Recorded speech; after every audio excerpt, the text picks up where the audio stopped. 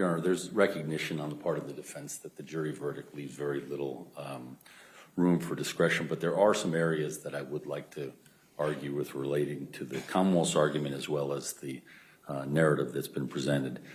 The Commonwealth pursued a theory of catfishing for years, Judge, while having the answers within their grasp with the digital forensics examiner.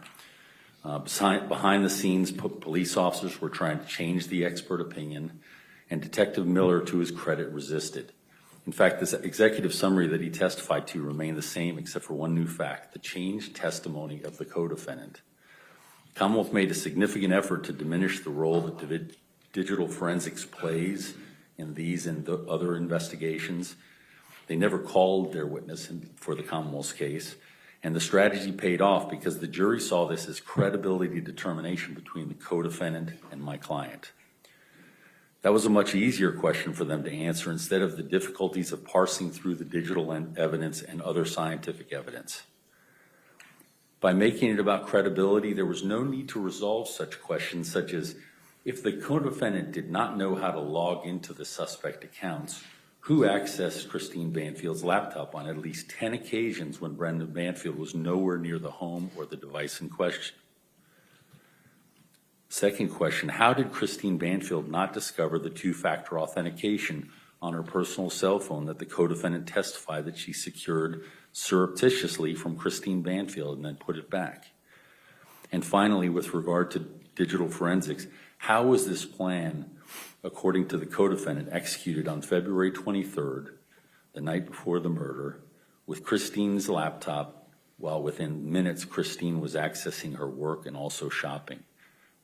Those questions remain, Judge, and those were incumbent upon the jury to resolve. With regard to the bloodstain pattern analysis, by making the credibility of the co-defendant versus Brendan the issue, there was no need to resolve questions such as, why did Joe Ryan have an injury to his hand that would have held the knife? This was corroborated by the medical examiner.